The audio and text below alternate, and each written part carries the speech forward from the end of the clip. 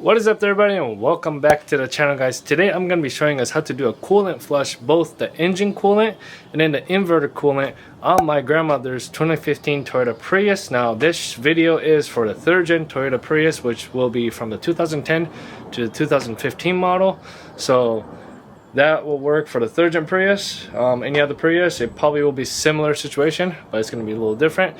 And I'm going to be showing you guys step by step how to do this process. So this is my grandmother's 3rd gen Toyota Prius. Recently she took it to the dealership to get some regular maintenance done on the vehicle, and then the dealership recommended her that it is time for her to do all 4 spark plug replacement and also the coolant flush for both engine and the inverter as well.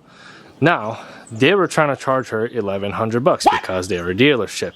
Even the third party, mechanic shop will charge still quite a bit, but it's definitely going to be less than that. And then since I know how to work on vehicles, this is an easy peasy work. I mean, honestly, if you don't have any mechanic background knowledge and all that stuff, this is a really easy job to do. You need a minimal tool to do this and all that stuff. So, but yeah, spark plug, they were trying to charge her about $600, $500, somewhere around there. And then the coolant flush, $400 or $500, somewhere around there as well. It was pretty ridiculous price. There's an invoice somewhere in the room. I'm too lazy to go get it, but it is ridiculous amount of price that they were trying to charge her. So, but anyways, guys, you guys are probably wondering why there is 2 coolant system. So on the left side here, as you guys can see, this coolant reservoir tank right here, that's one of them, and another one is right there. So the left side here on the passenger side, this reservoir tank is for the engine system, engine cooling system. So what it does is pretty much cools off the engine and everything. Now on this one right here, on the driver's side, this cooling system pretty much cools off your hybrid system, your hybrid battery system, and all that stuff.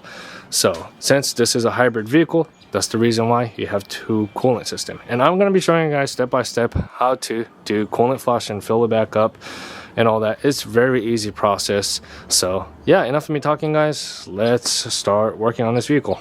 Alright guys, so the first thing I'm going to remove is the skid plate underneath of this vehicle. It's kind of harder to film, but yeah, this whole skid plate right here, and then it is held on by these plastic clips, and you can literally remove it by using a flathead screwdriver. All these, boom, boom, boom, and there's a lot of them on here. So you're gonna remove all that, but in front of it, these are held on with the 10mm bolts. So you're gonna use a 10mm socket to remove these. So yeah, in the front, it should be a pretty easy job.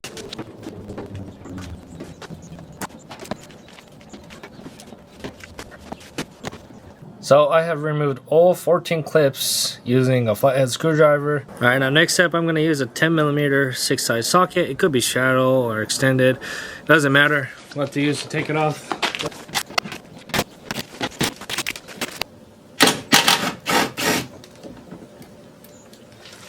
After you take all those bolts out, this should slide out. Nice. And that's that. So I guess it was total of 15 clips. I guess I dropped one and I didn't see it when I took it out. But I guess it's 14 or 15 clips, whatever it is.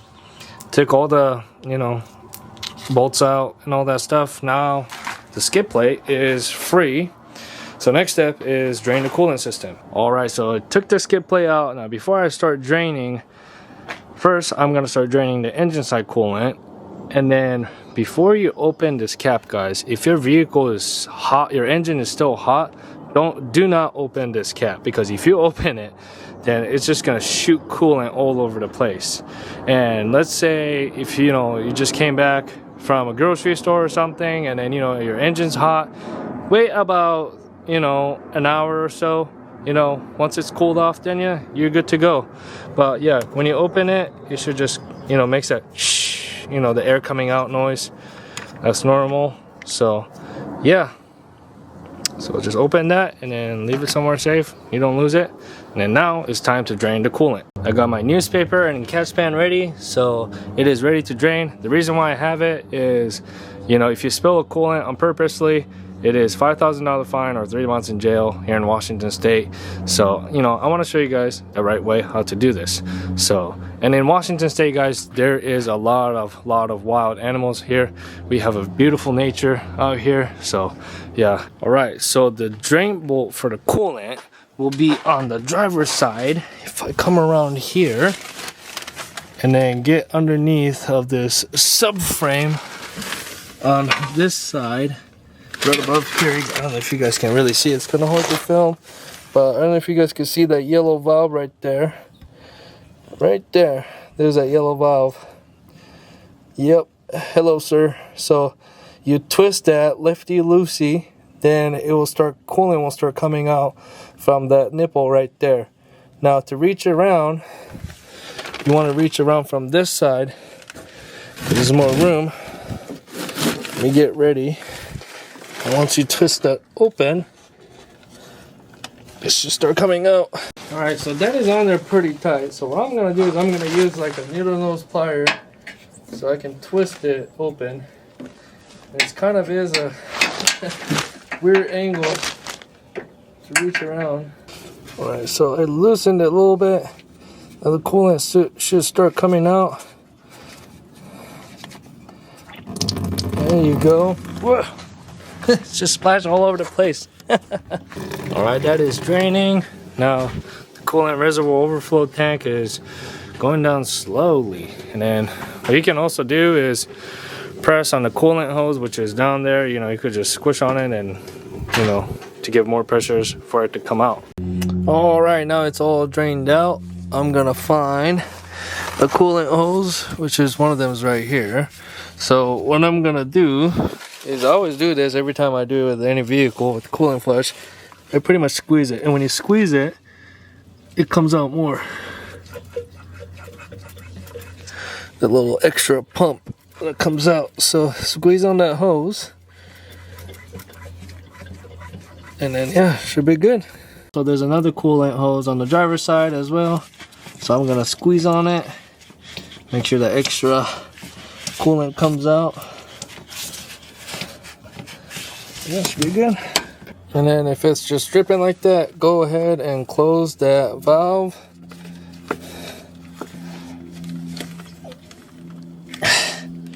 Should be good. Nice.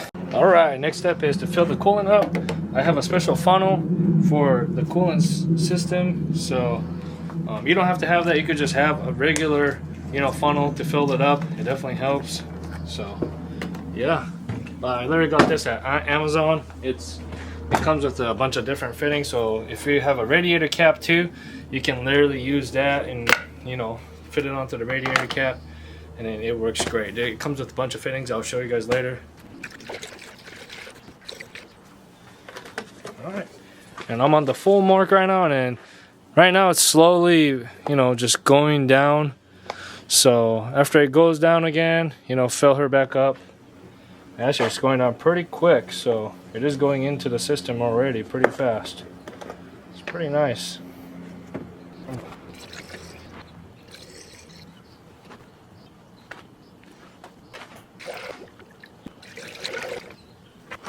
Oh, I forgot to mention one thing. The coolant that I'm going to be using is Valvoline Extra X. It is for Toyota, Lexus, Scion. So it is the pink coolant that you can pick up, and this is already pre-mixed 50-50. So yeah, so this is ready to go. You don't have to mix it with distilled water or nothing like that. So this is already ready to go. So you can just, you know, fill it back up and you're Gucci. And per bottle was about 25 bucks at, like, you know, your local parts store. I picked it up from O'Reilly because that's the closest one I have here. So it was 25 bucks, and I just in case picked up another one. So, you know, it was like 50 bucks total. So, and it's still going down pretty dramatically, so I'm gonna fill her up again. So just keep doing this process over and over and over until it stops going down. That's gone. I'm gonna grab the second bottle. Alright, so it looks like the level stopped going down on the overflow tank. So the next step I'm going to do, I always do this, you don't have to do this, but I'm going to go underneath again. And then the coolant hose line right there, there's two of them, one right there and then one on the driver's side, as you guys showed you guys earlier. But I'm going to go on the passenger side. Either way is fine, but I kind of, you know, squish on it, and that makes the coolant flow inside of the radiator, through the engine and all that. So I always have done this with all my vehicles, and it just gives that extra, you know, no air bubble in the system. So sounds like it drained a little bit.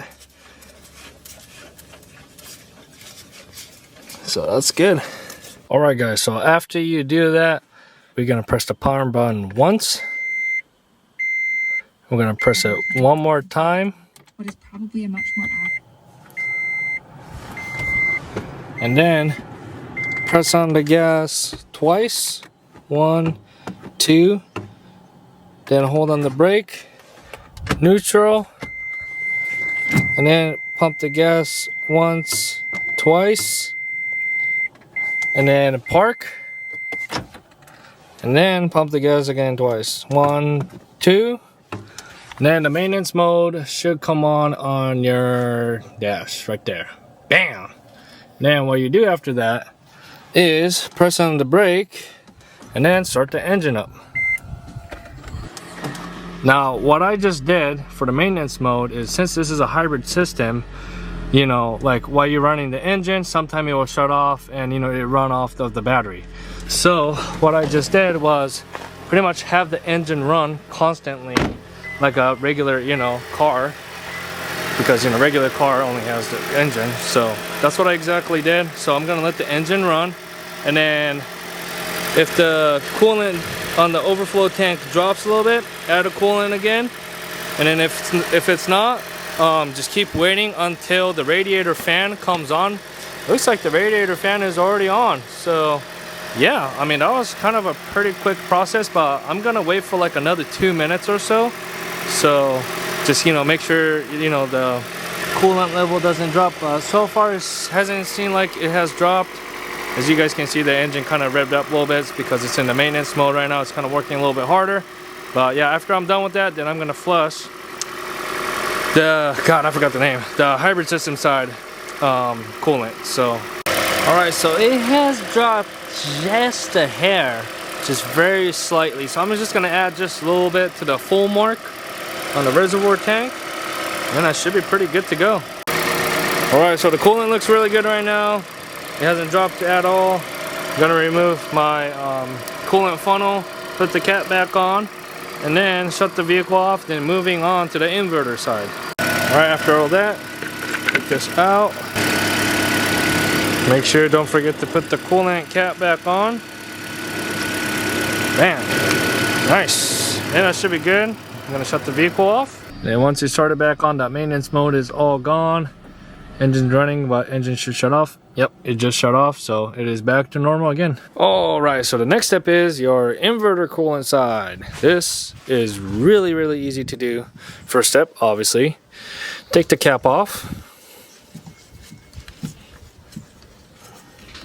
Could be a little hard. Yep, the air pressure just came out, as you guys could hear it pop. So that's that. Make sure don't lose that.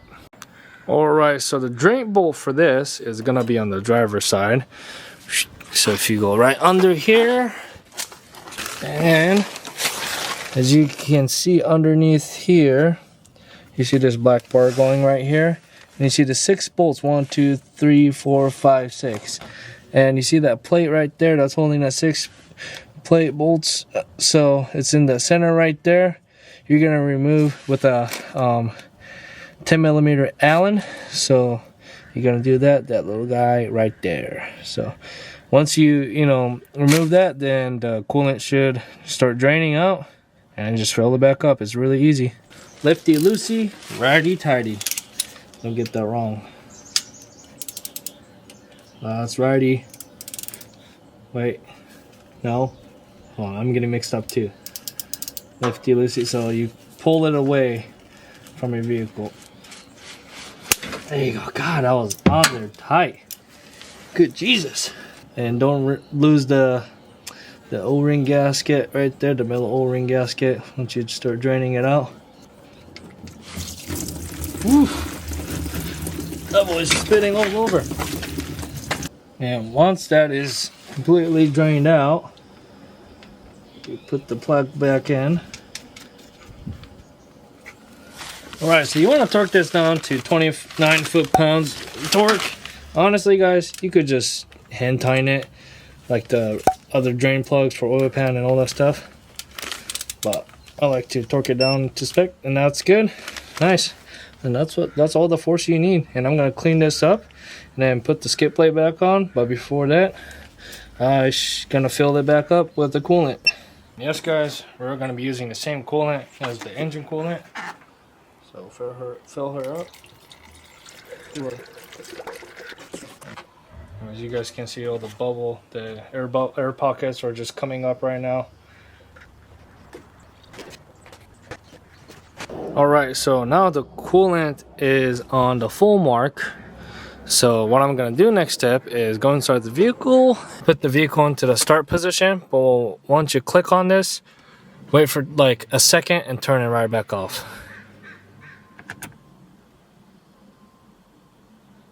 One, two.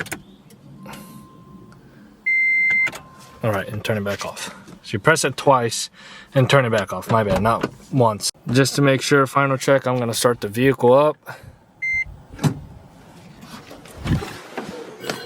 Oh, it did go down. It did go down. Everything went back down. Never mind. There's a lot to fill. So, alright, let's fill that bad boy up. It literally just sucked everything down.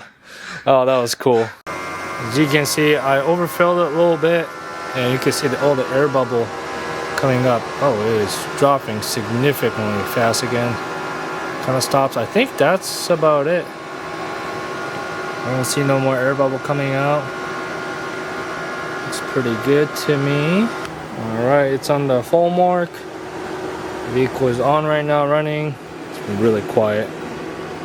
So, and don't forget to put the cap back on after it's done. Bam, make sure it clicks. So that's all good. That cap's closed, everything's good. There's nothing leaking underneath. It's good, I like that. That's always good. Alright guys, well that will pretty much wrap up for today's video. I hope this video was helpful and you guys enjoyed it as well. Working on my grandmother's 3rd gen Toyota Prius, doing a coolant flush at both engine and the inverter side of it. If you guys have any questions, please hit my Instagram up at jdm.dennis. I'll pretty much message, back all the replies and all the stuff there. So yeah, hit me up on there. And if this video is helpful, please give me a thumbs up. And if you're not subscribed to my channel, guys, make sure to please hit that subscribe button. It will really help my channel to grow. So other than that, guys, peace out and stay thirsty, my friends. Max, that's a good boy. Who's a good boy? Yeah.